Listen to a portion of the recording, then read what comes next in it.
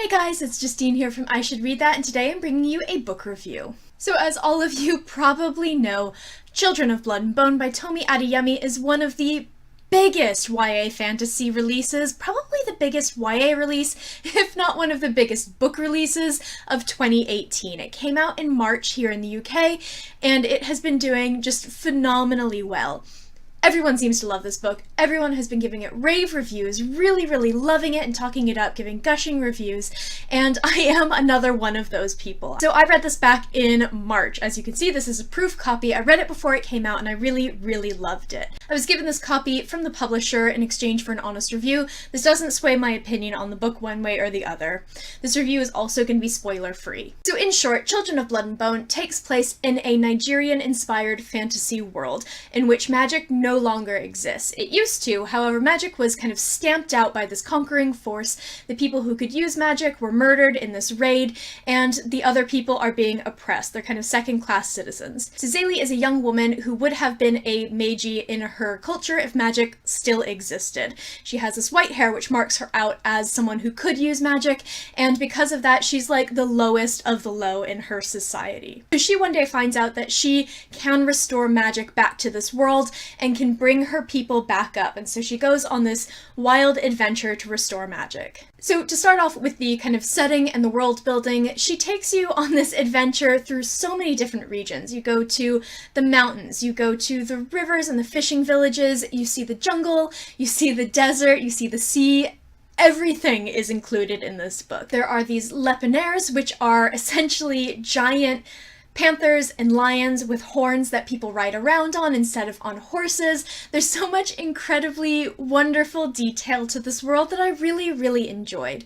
It is not a surprise that this has already been optioned for a film because it really has that sort of beautiful cinematic quality to it. You can really visualize it as you're reading the book. So this is a really small thing that, for me, was really a fantastic detail. Again, it's quite small, but Zaylee's mother was a Reaper. A Reaper is a magi who can control the souls of the dead. She can summon them, she can command them. This kind of magic is usually, in fantasy, frowned upon. It's necromancy, it's dark magic, it's evil, it's wicked. But it's celebrated in her culture. She has the ability to summon and guide the souls of departed loved ones, and it's a really beautiful power. I have never seen anything quite like that in fantasy before. Again, it's usually considered evil. Throughout Children of Blood and Bone, we have three main points of view. The first is Zaylee, who is kind of our main character, and she is not my favorite in this book, actually, but she is someone who I think is really intriguing because she is a little bit more complex than I think your sort of standard YA fantasy heroine can sometimes be. She not only is very stubborn and headstrong, but she's also suffered this horrible trauma. She witnessed the murder of her mother on the night of this raid. She was literally wrapped up in chains and hung from a tree, and she saw this happen, and it's obviously had a horrible impact on her. It's really shaped her worldview and how she sees the people who did this to her and to her family and to her people. This all informs a lot of her decisions throughout the book, and though I didn't agree necessarily with a lot of her decisions, I really understood where she was coming from, which I think is a fairly unique thing for me in YA, because you have these very headstrong young women and they just seem to be headstrong for no reason. With Zaylee, you know why she's doing what she's doing. She carries this fear with her throughout the entire book, and as a reader, you get it. You really understand. So we have two other points of view in this book, and they are actually both the children of Saran, who is the king of this country, the man who did all of these horrible things. So we have Amari first, and Amari is the princess, and she is my favorite character. I loved her so much. She doesn't have that kind of great character growth that you see from other characters in this book. However, the thing that I loved about her is that she's so underestimated by literally everyone, even her own family. She's one of the few people from this sort of upper class, and she is royalty, so she is the highest of the upper class. She's the only person who really seems to understand that they have done something wrong, that these people are people. The thing that I really loved about her, that I think a lot of people could maybe learn from themselves, is that she doesn't try to defend her father's actions. She sees these horrible things that have been happening, she sees the effect that they've had on these people, and she doesn't try to defend herself. She doesn't try to defend her father. She knows that these are bad things that have happened, and she learns. She sits back and she learns and she absorbs all of this information, and she acknowledges that it's wrong. She has an understanding that I think people in her position of privilege wouldn't normally have, and I really admired that about her. So the third point of view character is the prince. He's Amari's brother, and his name is Iman.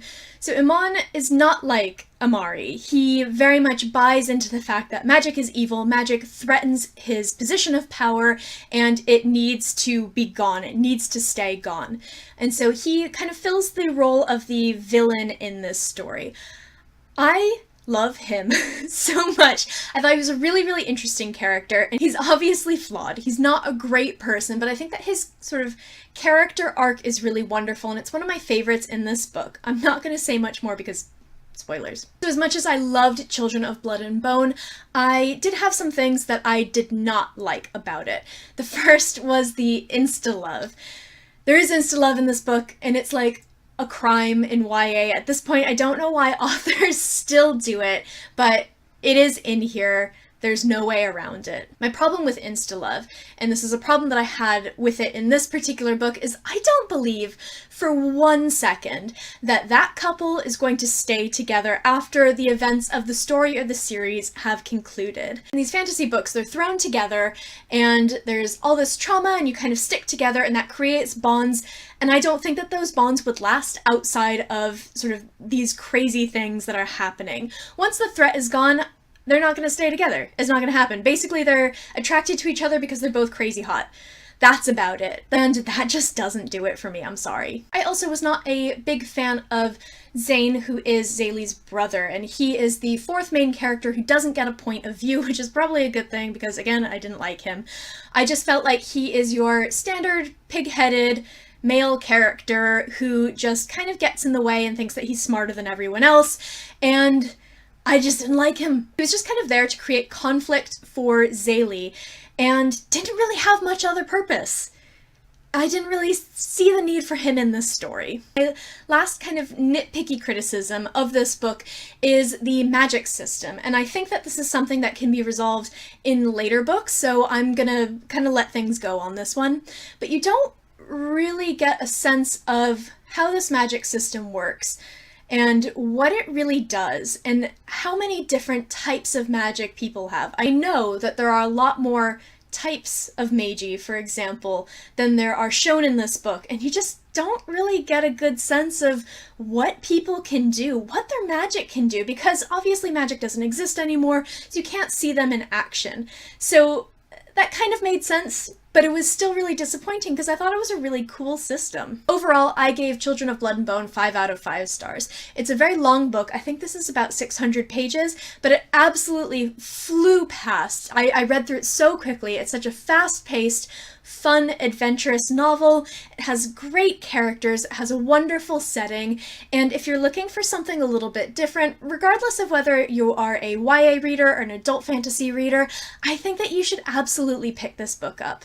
It's one of the few that has had this kind of crazy hype around it that I think is really justified. I loved this so much. So the very, very last thing that I want to say is that obviously I am a white woman. I have no knowledge of Nigerian fantasy or Nigerian geography or anything like that. So I don't know if this book sort of stands up in that sense. I have not read or seen a single Own Voices review for this book, so if you have seen one or you have done one, then please send me a link. So that is it for this review of Children of Blood and Bone. So let me know in the comments if you have read this book, what you thought, if it's in your TBR, if you're interested in reading it. I would love to hear from you. Don't forget to subscribe if you liked this video because I post videos fairly frequently on this channel, and I will see you next time.